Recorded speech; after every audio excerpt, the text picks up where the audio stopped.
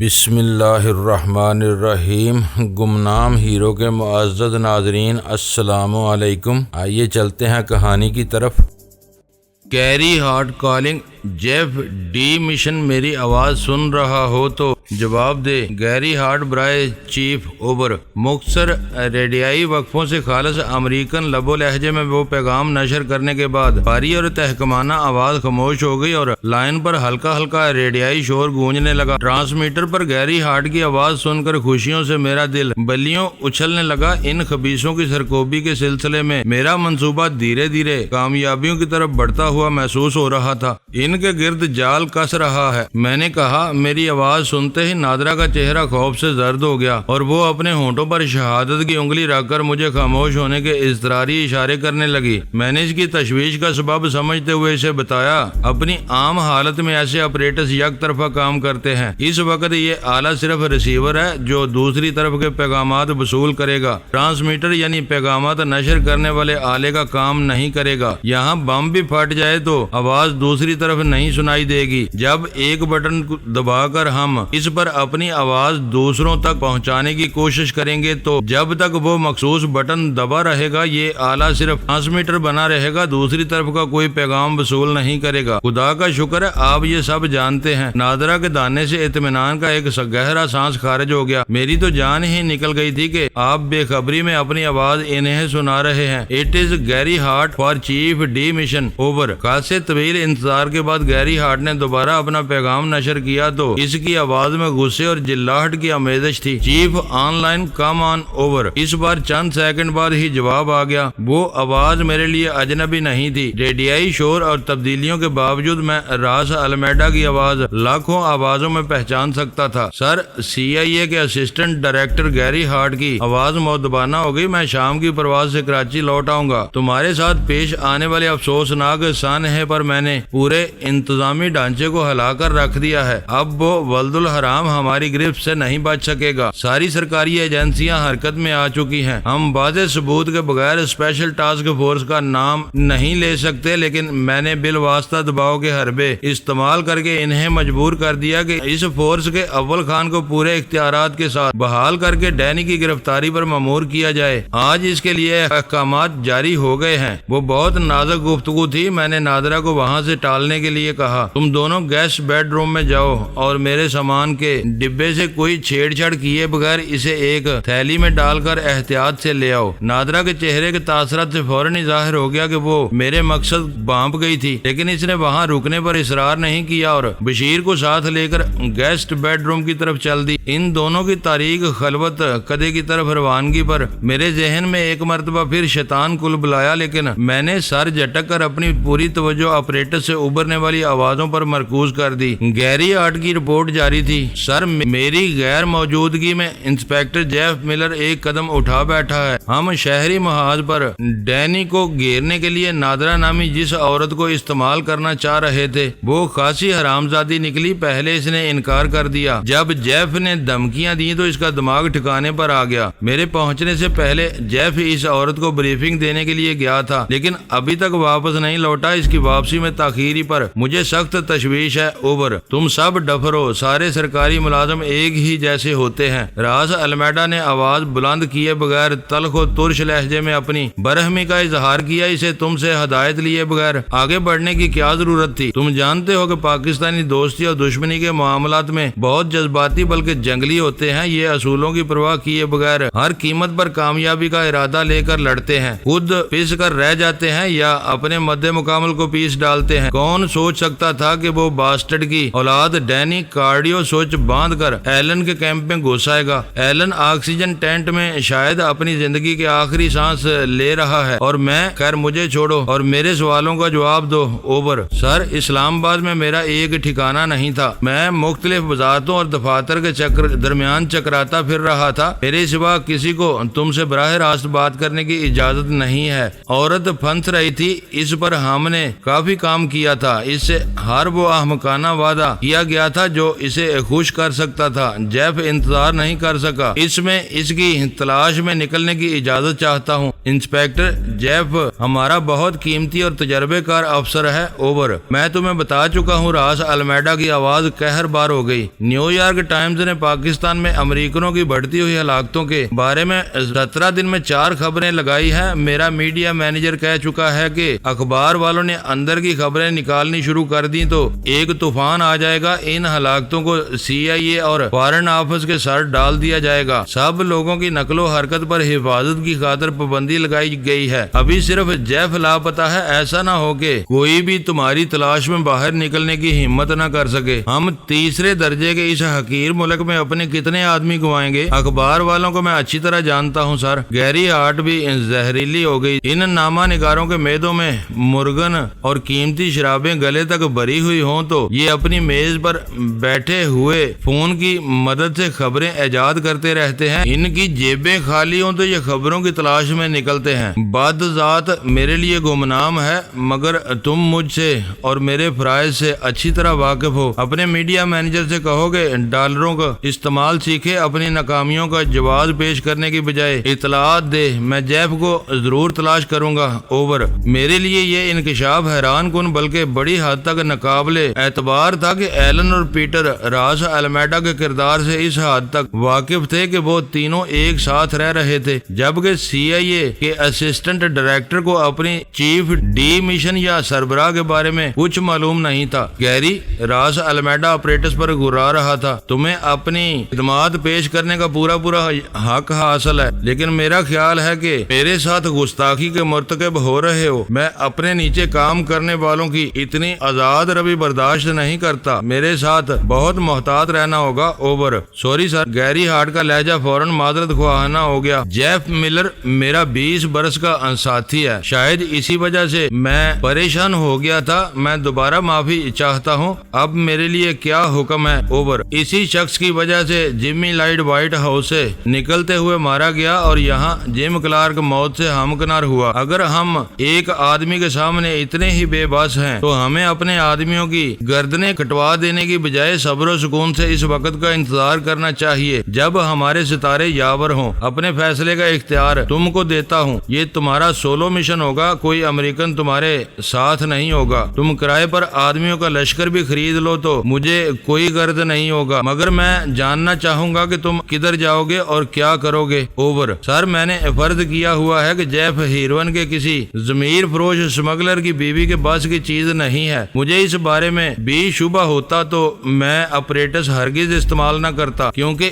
ایک apparatus Jeff بھی لے گیا ہے، وہ یقیناً کہیں اور الجھ گیا ہے، ورنہ اس وقت اپریٹس پر ہماری گفتگو سن کر درمیان میں دخل ضرور دیتا۔ چند مقامیوں کو نادرا کی طرف بھیجوں گا، ان میں سے کوئی پولیس پارٹی بھی ہو سکتی ہے۔ میں خود دوسرے ٹھکانوں پر مقدر آزمائی کروں گا، اوور۔ جیف ملر گاگ اور تجربے کار نہیں، محض الو کا پٹھا ہے۔ راس المیڈا کا پارا اچانک چڑھ گیا۔ وہ اپریٹس کیوں لے گیا؟ وہ پھنسا تو ہمارا یہ مواصلاتی نیٹ ورک برباد ہو جائے گا۔ اتنی بڑی اور اہم خبر تم ساری کہانی کے بعد سنا رہے ہو۔ میں صرف دعا کر سکتا ہوں کہ جیف کا اپریٹس اس وقت کسی کے پاس ہو۔ اب جیف یا اپریٹس کے بارے میں کوئی خبر ملنے سے پہلے میں اپریٹس پر بالکل بات نہیں کروں گا، چاہے تمہیں پاتال میں جانا پڑے۔ مجھے صبح نمودار ہونے سے پہلے خبر چاہیے، صرف خبر۔ مجھے اچھی اور بری سے کوئی غرض نہیں، اوور اینڈ آل۔ وہ گفتگو سنسنی خیز اور چشم کشا تھی۔ اس نے معاملات کی بہت سی گمشدہ کڑیوں کو خود بخود یکجا کر دیا تھا۔ پورے کھیل کا محور اور مرکزی کردار صرف اور صرف راس المیڈا تھا۔ ایک کونوں والے داؤدی ستارے کو متبرک اور مقدس سمجھنے والے اس متعصب اور نسل پرست یہودی ارب پتی کی ذاتی دہشت گرد تنظیم کا نام ہی ڈیوڈ اسٹارز تھا۔ اس کو CIA جیسے رسوائے زمانہ امریکن ادارے کی بھرپور آنت کی کہانی میں چند لمحوں پہلے اپنے کانوں سے سن چکا تھا۔ راس المیڈا ایک طرف پاکستان کو تیسرے درجے کا حقیر ملک قرار دے رہا تھا، دوسری طرف ریشہ دوانیوں کی براہ راست سرپرستی کے لیے خود کراچی میں موجود تھا۔ پاکستان میں اپنی سازشوں کو پروان چڑھانے کے لیے اس نے 2 فعال تکون بنائے ہوئے تھے جن میں اس کی ذات مشترکہ تھی۔ پہلی تکون میں اس کے ساتھ ایلن سیمپرفال اور پیٹر کنگ تھے، دوسری تکون میں گیری ہارٹ اور جیف ملر شامل تھے۔ پیٹر جہنم باصل ہو چکا تھا، جیف اسیر تھا، ایلن مصنوعی تنفس کے سہارے اپنی زندگی کے آخری سانس پوری کر رہا تھا، اور سب سے بڑی بات یہی تھی کہ راس المیڈا میرے مقابلے میں پے در پہ ناکامیوں اور بڑھتی ہوئی ہلاکتوں سے خائف تھا۔ जेफ मिलर के बारे में गैरी हार्ट की हद से बढ़ी हुई पुर उम्मीदी के पस मंजर में मैं इन लोगों की इस ज़हनी अजियत का बेखूबी अंदाजा कर सकता था जो ड्राइव इन सिनेमा में खड़ी हुई BMW से जेफ मिलर की जली हुई पिंडली बरामद होने पर होती। गैरी हार्ट का नादरा की तरफ बजाते खुद आने का इरादा नहीं था। वो जिन लोगों को भी इधर भेजता वो संजीदगी से जेफ मिलर को तलाश करने की बजाय नादरा के भरे पूरे और खाली मकान की लूट मार में ज्यादा दिलचस्पी लेते। मैं चंद लम्हों तक तनहा खड़ा यही सब सोचता रहा जैसे मेरे सिवा वहाँ कोई और जीरू मौजूद न हो। फिर अचानक ही मुझे नादरा याद आई। इसे मेरे साथ जाना था। मैंने इसे अपने दस्ती बम वगैरह का पैकेट लेने के लिए गेस्ट रूम में भेजा था। वो बमुश्किल 1-1.5 मिनट का काम था, लेकिन वो काफी देर से बशीर के साथ वहाँ घुसी हुई थी। मैंने इसे नाम लेकर पुकारा तो इसने बोझल सी आवाज में आ रही हूँ कहकर मेरी बात का जवाब दिया, लेकिन फौरन ही नमूदार नहीं हुई। वैसे भी गेस्ट बेडरूम से अंदर की तरफ निकास का दरवाजा ड्राइंग रूम से नजर नहीं आ रहा था। पहले बशीर सर झुकाए आता हुआ नजर आया। इसके हाथ में एक वजनी शॉपिंग बैग था जिसमें शायद मेरा लाया हुआ दस्ती बम वगैरह का डिब्बा था। नादरा मस्त खरामी के अंदाज में इसके पीछे चली आ रही थी। इन्हें देखकर अचानक ही मेरा दौराने खून तेज हो गया। मेरा दिल चाहा कि इन्हें इतनी देर तक गायब रहने पर जलील और शर्मिंदा करूं, लेकिन मैंने जबर करके अपनी जुबान बंद रखी। जरूरी नहीं था कि इन दोनों के मुरासम के बारे में मेरे अंदेशे दुरुस्त होते। आदमी किसी भी मामले के बारे में कोई राय कायम करके इसका जायजा लेने लगे तो इसे हर मोड़ अपने अंदेशों के ऐन मुताबिक नजर आने लगता है। और अगर इन दोनों में मालकन और मुलाजम से मावरा कोई और रिश्ता भी इस्तवार था तो मुझे इस पर भड़कने या मुश्तिल होने का कोई हक नहीं था। वो कौन से मेरे अजीज रिश्तेदार या दोस्त थे, और फिर जिसके दीदों का पानी डाल जाए बातों से इसका कुछ नहीं बिगाड़ा जा सकता। मैंने अपने डिब्बे वाला थैला बशीर के हाथ से ले लिया और दरवाजे से निकल गया। नादरा अपना सफरी थैला उठाकर खामोशी से मेरे पीछे होली। बशीर इस वक्त तक ड्राइंग रूम के दरवाजे पर खड़ा वालहाना अंदाज में हाथ लहराता रहा जब तक हम चौबी फाटक अबूर करके अहाते से सड़क पर नहीं आ गए। तुमने कमरे से डिब्बा लाने में काफी देर लगा दी। बाहर निकल आने के बाद मैंने अपने दिल में भरे हुए गुबार पर काबू नहीं रख सका और नादरा से पूछ ही बैठा, तुमने गुफ्तगू के बहुत अहम हिस्से नहीं सुने जो जरूरी थे। इससे बात करते हुए भी मेरी नजरें मुतजस्सिसाना अंदाज में पूरी गली का जायजा ले रही थी, लेकिन मुझे सुल्तान शाह की गाड़ी कहीं भी नजर नहीं आ रही थी। मैं बशीर के साथ दानिस्ता इस कमरे में ही रुकी रही क्योंकि वो आपका बहाना था। मैंने अंदाजा लगाया था कि आप इस वक्त मुझे वहाँ से हटाना चाह रहे थे। मैंने फौरन वापस आकर दोबारा दखल अंदाज होना पसंद नहीं किया। तुम्हें नहीं, मैं बशीर को वहाँ से हटाना चाह रहा था। मैंने फौरन ही कलाबाजी खाई। ऑपरेटर्स पर होने वाली अहम और खुफिया गुफ्तगू हर एक को नहीं सुनाई जा सकती थी। आपकी वो ख्वाहिश गैर जरूरी थी क्योंकि गुफ्तगू अंग्रेजी में हो रही थी और बशीर अंग्रेजी से अक्सर नाबलद है। वो वहाँ मौजूद रहता तब भी कुछ नहीं समझ सकता था। नादरा की आवाज में हल्का सा फातिहाना तंज पोशीदा था। जैसे तुम मेरी गलत फहमी कह सकती हो। आजकल बेरोजगारी की लहर की वजह से बेहतरीन ग्रेजुएट भी अपना पेट पालने के लिए घरों में नौकरियां करने पर मजबूर हो गए हैं। बशीर तो चेहरे मोहरे से भी सलीकामंद और तालीम याफ्ता नजर आता है। मैं आपको बता चुकी हूँ कि बशीर इस घर में आज का नहीं 15-20 साल पुराना मुलाजम है। इस जमाने में पढ़े लिखे लड़के घरों में नौकरी को सख्त तरीन तौहीन समझते थे क्योंकि बेरोजगारी इतनी आम नहीं थी। हम गली से सर्विस रोड पर आए तो सुल्तान शाह की करोला एक दीवार के साथ खड़ी हुई नजर आ गई। इस तरफ इतना अंधेरा था कि गाड़ी की अगली नशिस्त पर किसी की मौजूदगी या गैर मौजूदगी में तमीज करनी मुश्किल थी। मैं बशीर को इस काबिल नहीं समझता कि इसके बारे में इतनी लंबी बहस की जाए। मैंने उकताए हुए लहजे में कहा, इसकी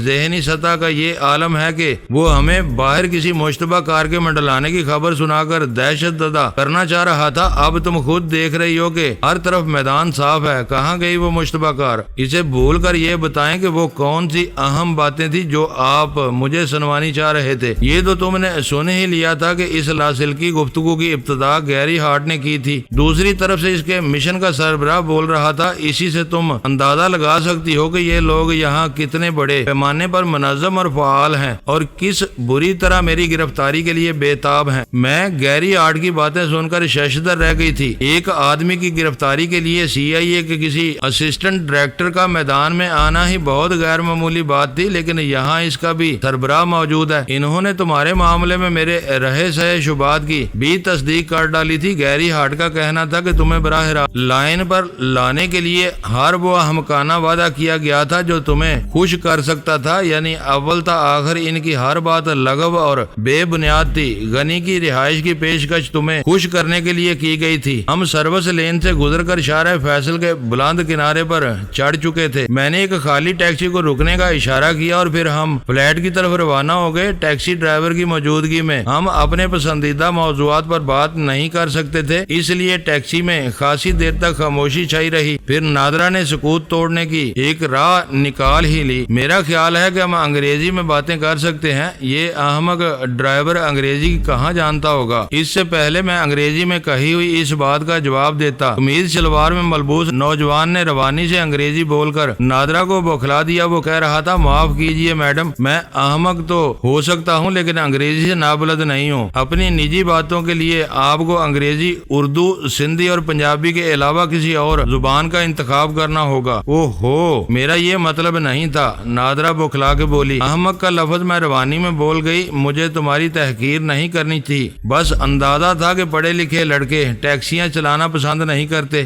آپ ٹھیک کہہ رہی ہیں، یہ کام مجھے بھی پسند نہیں تھا، لیکن 2 وقت کی روٹی کمانے کے لیے سب کچھ کرنا پڑتا ہے۔ پسند اور ناپسند کے چکر میں پڑنے والے فاقے جھیل کر زندہ درگور ہو جاتے ہیں۔ پڑھے لکھے نوجوانوں پر باعزت روزگار کے دروازے بند کر دیے جائیں تو وہ شہر کے گٹر تک صاف کرنے پر مجبور ہو جائیں گے۔ وہ بہت تلخ اور جار طبیعت کا مالک معلوم ہوتا تھا۔ میں نے نادرا کے پہلو میں کوہنی مار کر اسے خاموش رہنے کا اشارہ کیا۔ ٹیکسی میں پھیلے ہوئے اندھیرے میں وہ میرے چہرے کے تاثرات نہیں دیکھ سکی۔ میرے ٹہوکے کا غلط مفہوم سمجھ کر میرے بالکل قریب سرک آئی اور ڈرائیور سے بولی، محنت ہی میں عظمت ہے، کوئی پیشہ حقیر نہیں ہوتا۔ صفائی کا گندا کام کرنے والوں ہی نے بڑے شہروں کو رہنے کے قابل بنایا ہوا ہے، ورنہ ہر طرف غلاظت اور گندگی کے ڈھیر لگ جائیں اور پوری آبادیاں وبائی بیماریوں کی نظر ہو جائیں۔ میں نے چپکنے کے لیے نہیں، خاموش رہنے کے لیے ٹہوکا دیا تھا۔ نادرا کے کان کے نیچے سرگوشی کرتے ہوئے میرے اعصاب پر ایک مرتبہ پھر اس کے وجود کی مہکار حملہ آور ہوئی، لیکن بشیر کا خیال آتے ہی ابھرتا ہوا ولولہ سرد ہو گیا۔ اس اثنا میں نادرا بھی شرمسار ہو کر مجھ سے ذرا دور ہٹ گئی تھی۔ یہ سب کہنے کی باتیں ہیں، ڈرائیور کہہ رہا تھا، اور لیڈروں کو زیب دیتی ہیں۔ عام رویہ یہ ہے کہ بنگی کو الگ برتنوں میں اسی طرح کھانا دیا جاتا ہے جیسے کتے کو راتب ڈالا جاتا ہے۔ میں بہت ستم گزیدہ ہوں، اپنی تلخ نوائی پر معذرت چاہتا ہوں۔ میرا ضمیر مردہ ہوتا تو میں اپنی انگریزی دانی کا اعتراف کرنے کی بجائے خاموشی سے آپ کی باتوں سے لطف اندوز ہوتا رہتا۔ شاید یہی میری کمزوری ہے۔ نادرا خاموش رہی۔ مسافروں کی مرضی بانپ کر اس نے بھی پورے سفر میں دوبارہ لب کشائی نہیں کی۔ ٹیکسی سے اتر کر ہم احاطے میں داخل ہوئے تو میں نے دور ہی سے سلطان شاہ کی گاڑی دیکھ لی۔ مجھے نادرا کے ساتھ بخیر و عافیت دیکھ لینے کے بعد شاید وہ برق رفتاری کا مظاہرہ کرتا ہوا ہم سے پہلے گھر پہنچ گیا تھا۔ اوپر جاتے ہوئے میں سخت تذبذب میں مبتلا تھا۔ مجھے ڈر تھا کہ کہیں سب لوگ اچانک نادرا کی نظروں میں نہ آ جائیں۔ ایک ہی چھت کے نیچے ایسی احتیاط کا تصور بعید از قیاس محسوس ہو رہا تھا۔ ڈور بیل کے جواب میں غزالہ نے دروازہ کھولا تو اس نے میرے ساتھ نادرا کو دیکھ کر ذرا بھی حیرت کا مظاہرہ نہیں کیا کہ نرم مسکراہٹ کے ساتھ ہم دونوں کے لیے اندر آنے کا راستہ چھوڑ دیا۔ میں اندر پہنچا تو فلیٹ خالی محسوس ہو رہا تھا۔ ویرا کی خوابگاہ کا دروازہ بند تھا۔ میرا غزالہ کے ساتھ نگاہوں کا تبادلہ ہوا اور اشاروں کنایوں میں یہ واضح ہو گیا کہ وہ دونوں شاید نادرا کی متوقع آمد کی بنا پر ایک ہی کمرے میں محصور ہو گئے تھے۔ نادرا نے ڈرائنگ روم کا رخ کیا۔ میں نے فوراً ہی اسے ٹوکنا مناسب نہیں سمجھا۔ وہاں بیٹھتے ہوئے میں نے دانستہ غزالہ کو ہدایت کی، نادرا کی موجودگی میں کسی کو اندر نہیں بلانا، کوئی حال برآمد ہونے تک نادرا کی موجودگی کو پوشیدہ ہی رکھنا ہے۔ کیوں، کیا کوئی خاص بات ہے؟ غزالہ نے اٹھلا کے پوچھا۔ ایک گڑبڑ کی وجہ سے نادرا کو اپنے گھر سے فرار ہونا پڑا ہے، ہو سکتا ہے نادرا کی فوری واپسی ممکن نہ ہو سکے۔ میں نے کہا، کچھ دیر سستانے کے بعد ہمیں اس مسئلے کا کوئی حل سوچنا ہوگا۔ حل بہت آسان ہے، ہوٹل کا کمرہ فون پر بھی بک کرایا جا سکتا ہے۔ 1 منٹ، نادرا نے میرے بولنے سے پہلے کہا، میرا خیال ہے آپ دونوں تخلیہ میں کچھ باتیں کر لیں تو افہام و تفہیم کا بہتر راستہ تلاش کیا جا سکے گا۔ میں کسی بھی کمرے میں جا سکتی ہوں، پھر تم فی الحال میری خوابگاہ میں چلی جاؤ۔ میں نے موقع غنیمت جان کر کہا، ڈرائنگ روم میں ہمارے دیکھ لیے جانے کا خطرہ برقرار رہے گا، اس دوران میں غزالہ کوئی اور کمرہ تیار کر دے گی۔ نادرا نے ہماری بے آرامی کے حوالے سے تکلف کا مظاہرہ کرنا چاہا، لیکن میرے پاس کوئی متبادل حل نہیں تھا۔ ایک کمرے میں ویرا کے ساتھ سلطان شاہ بند تھا، دوسری خوابگاہ میں سلطان شاہ کا مردانہ ساز و سامان نادرا کو الجھن میں ڈال سکتا تھا۔ میں نے تقریباً زبردستی نادرا کو اپنے کمرے میں دھکیل کر دروازہ بند کر دیا۔ تم تھوڑی دیر یہیں ٹھہرو اور وقفے وقفے سے 2 مرتبہ ڈور بیل بجا کر دروازہ کھولتی اور بند کرتی رہو تاکہ نادرہ خوفزدہ ہو کر باہر نکلنے کا حوصلہ نہ کر سکے۔ میں ویرا کے کمرے میں جا رہا ہوں، بعد میں ہم ڈرائنگ روم میں بھی بیٹھ جائیں گے، میں نے جلدی جلدی غزالہ سے کہا۔ ایسے معاملات میں غزالہ ہمیشہ مجھ سے تعاون کرتی چلی آئی تھی۔ اس نے فوری طور پر کسی تجسس کا مظاہرہ کیے بغیر میری بات مان لی اور کہا میں خود بھی اسے متوقع مہمان کے بارے میں بتا کر اپنے کمرے میں مکفل کر دوں گی تاکہ ہم آزادی سے چل پھر سکیں۔ میں نے پیار سے اس کی رخسار پر ہلکی سی تھپکی دی اور ویرا کی خوابگاہ کی طرف بڑھ گیا۔ اندر پہنچتے ہی میں نے سلطان شاہ کو شاباش دی کہ اس نے مجھ سے پہلے گھر پہنچ کر سب کو نادرہ کی آمد کی خبر سے مطلع کر کے مجھے کئی پریشانیوں سے بچا لیا تھا۔ اس نے بتایا کہ نادرہ کے ہاتھ میں سفری بیگ دیکھنے کے بعد اسے خیال ہوا تھا کہ میں نادرہ کو کسی ہوٹل میں چھوڑوں گا، پھر بھی اس نے گھر میں سب کو ہوشیار کر دیا تھا۔ لیکن یہ یہاں کیوں آئی ہے؟ ویرا نے اشتباہ امیز نظروں سے میری طرف دیکھتے ہوئے پوچھا۔ یہ ان دونوں سے باغی ہو کر مجھ سے مل گئی ہے، اسے ان سے تحفظ درکار ہے۔ میں نے کہا کیا تم نے یہاں کوئی قومی یتیم خانہ کھولا ہوا ہے جہاں شہر بھر کی تمام مظلوم اور خوبصورت عورتوں کو پناہ دینا لازم ہے؟ ویرا نے جلے کٹے لہجے میں پوچھا۔ میں بے بسی سے ہنس کر رہ گیا۔ غزالہ کے سامنے ایسی جلی کٹی باتیں شروع نہ کر دینا، اپنی بہن کو منانے کے بعد وہ ایک لمحے کے لیے بھی یہاں نہیں ٹھہرے گی۔ اس کے چکر میں الجھ کر تم اہم ترین باتوں کو نظر انداز کر رہی ہو۔ معلوم ہوتا ہے کہ سرخ BMW سے آنے والے گورے کو تم اسی مقامی کی قید میں چھوڑ کر آئے ہو جو بعد میں BMW کہیں پہنچا کر ٹیکسی سے واپس آیا تھا۔ سلطان شاہ نے کہا میرا منصوبہ میری توقعات سے کہیں زیادہ کامیاب ثابت ہوا ہے۔ میں نے کہا تم نے دیکھ لیا کہ جیف ملر پروگرام کے مطابق بے خوفی سے نادرہ کے گھر پہنچا، پھر اسے وہاں سے نکلنا نصیب نہیں ہو سکا۔ ہمارے نکل آنے کے بعد نادرہ کا مقامی ملازم بھی وہاں سے نکل بھاگا ہوگا۔ اس گھر میں اب صرف مزدور جیف ملر رہ گیا ہے۔ فلیٹ میں ڈور بیل کی آواز گونجی تو وہ دونوں چونکے، مگر میں نے انہیں اطمینان دلا دیا۔ بیچ بیچ میں سے قصے سنانے کے بجائے پوری کہانی سناؤ۔ ویرا سگریٹ سلگا کے بولی معلوم ہوتا ہے آج تم نے کچھ زیادہ ہی کامیابیاں حاصل کی ہیں، تمہارے چہرے سے خوشی پھوٹی پڑ رہی ہے۔ وہ نادرہ کی وجہ سے بھی ہو سکتی ہے۔ میں نے سلطان شاہ کو گورا تو وہ گڑبڑا کے بولا میرا مطلب ہے ایک بے بس اور مظلوم عورت کی مدد کر کے بھی سچی خوشی حاصل ہو سکتی ہے۔ میں نے انہیں دوسری گھنٹی کی آواز تک صبر کرنے کی ہدایت کی تاکہ غزالہ بھی نادرہ کو مکفل کرنے کے بعد اس محفل میں شریک ہو جائے اور میں ان سب کو ایک ساتھ تفصیلات بتاتا چلا جاؤں۔ اس مہلت سے فائدہ اٹھا کر میں نے اپنی جیبوں میں موجود ہتھیار اور دستی بم نکال کر ایک طرف رکھ دیے اور آخر میں جیف میلر کا اپریٹس بھی تپائی پر رکھ دیا۔ یہ جیف سے چھینا ہے؟ ویرا نے اسے اٹھا کے بے ساختہ سوال کیا۔ ہاں، اور میں اس پر راس المیڈا اور گیری ہارٹ کی طویل گفتگو بھی سن چکا ہوں۔ تمہیں یہ سن کر حیرت ہوگی کہ یہاں CIA کے اعلیٰ افسران راس المیڈا کی سربراہی میں کام کر رہے ہیں اور انہیں قطعی علم نہیں ہے کہ ان کی سربراہی کرنے والا کون ہے۔ پھر تمہیں کیسے معلوم ہوا کہ راس المیڈا ان لوگوں پر مامور ہے؟ ویرا نے پوچھا۔ تم بھول رہی ہو کہ ایلن کی کمی گاہ پر میں نے ہماری بازیابی کے لیے اس سے براہ راست مذاکرات کیے تھے۔ میں نے اپریٹس پر اس کی آواز پہچانی ہے۔ فلیٹ میں دوبارہ ڈور بیل بجنے سے میری بات ادھوری رہ گئی۔ شاید غزالہ جلد از جلد اپنی ذمہ داری پوری کر کے ہمارے ساتھ شامل ہونے کے لیے بے چین تھی اور میں خود بھی اسی کا منتظر تھا۔ جیف کو تم نے تشدد سے معذور کیا ہوگا، سلطان شاہ نے اندازے سے کہا۔ بہت زیادہ تشدد کی نوبت ہی نہیں آئی، بس بیم گن سے اس کی ایک پنڈلی جل کر الگ ہو گئی۔ چند سیکنڈ بعد غزالہ بھی اسی کمرے میں آ گئی۔ اس کے ہاتھ میں نادرہ والے بیڈ روم کی چابی تھی۔ باہر سے دروازہ مکفل کیے جانے کے بعد وہ چاہتی بھی تو اندر سے دروازہ نہیں کھول سکتی تھی۔ کہانی کہاں تک پہنچی ہے؟ غزالہ نے آتے ہی مسکرا کے پوچھا۔ ابھی کہانی شروع ہی نہیں ہوئی، تمہاری آمد کا انتظار کیا جا رہا تھا۔ میں نے کہا نادرہ کو تم کس بہانے سے قید کر کے آئی ہو؟ وہ بہت چلاک عورت ہے۔ میں نے اسے بتایا ہے کہ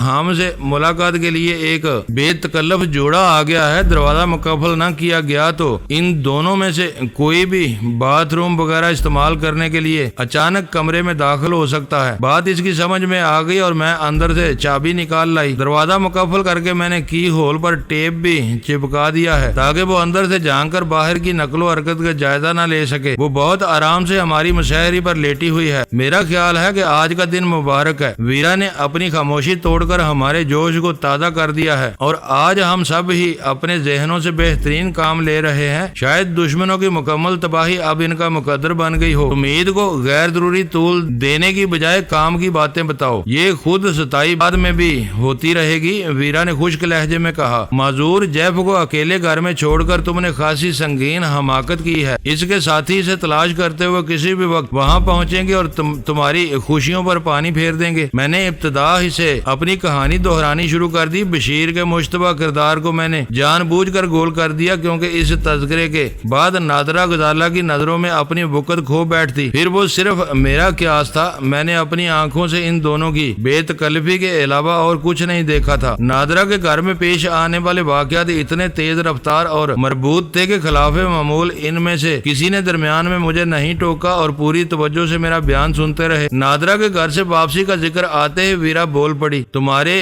ٹیکسی میں سوار ہونے تک کی کہانی سلطان شاہ سنا چکا ہے۔ تم پچھلی نشست پر نادرہ کے ساتھ بیٹھ کر آئے ہو، اصولاً تمہیں آگے بیٹھنا چاہیے تھا، اس سے کوئی فرق نہیں پڑتا، غزالہ ہنستے ہوئے بولی۔ انہوں نے آج بہت بڑی کامیابی حاصل کی ہے۔ بدرو دادا کی مخاصمانہ حرکتوں سے شروع ہونے والی اس سازش کے سارے موہرے اب ہمارے سامنے آ چکے ہیں۔ میرا خیال ہے اب ہمیں ساری توجہ راس المیڈا پر مرکوز کر دینی چاہیے۔ وہ اب بھول کر بھی اپریٹس استعمال نہیں کرے گا۔ ویرا نے فتویٰ جاری کر دیا، اپریٹس کے سہارے مزید معلومات حاصل ہونے کی امید بے سود ہوگی۔ ہاں، فی الحال ہم انہیں مزید ہراساں کر سکتے ہیں۔ گیری ہارٹ کراچی آ چکا ہے، اس کا فون نمبر تمہارے پاس موجود ہے۔ اس سے پہلے کہ ڈرائیو ان میں جیف ملر کی کار لوارس کھڑی ہوئی پائی جائے، تم اسے فون کر کے کہہ دو کہ وہ ڈرائیو ان جا کر جیف ملر کی ایک پنڈلی اور خیر وصول کر لے۔ میں دعوے سے کہتی ہوں کہ دہشت سے وہ اپنے گھروں میں محبوس ہو جائیں گے۔ میں نے بھی یہ سوچا تھا، لیکن میں اس کام کے لیے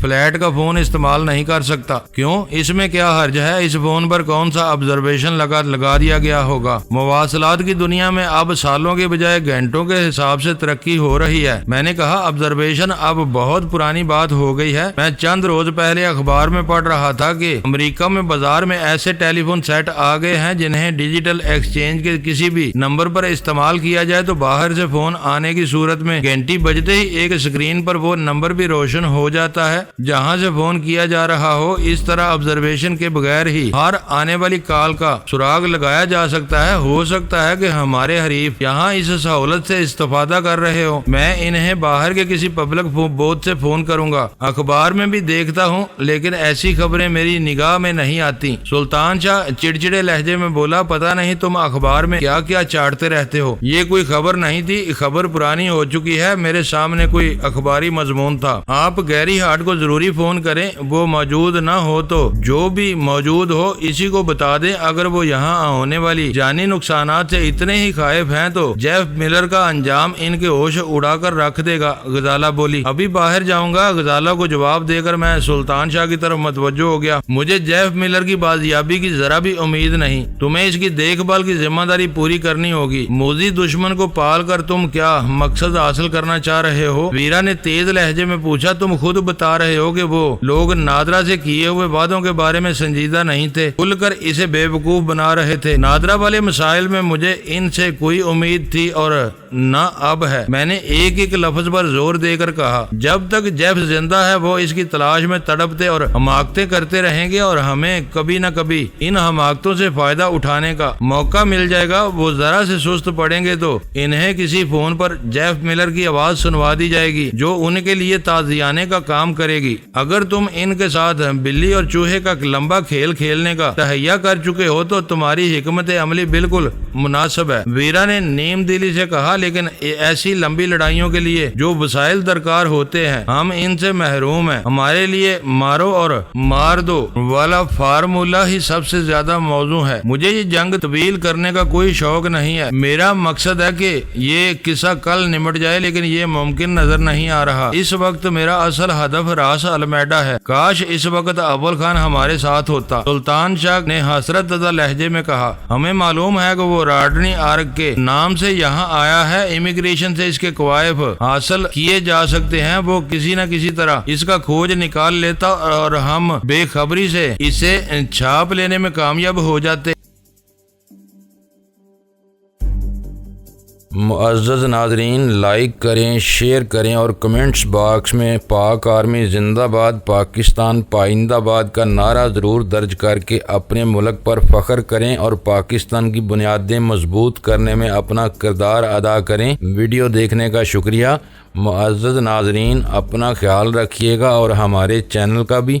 ISI پاک آرمی زندہ باد، پاکستان پائندہ باد۔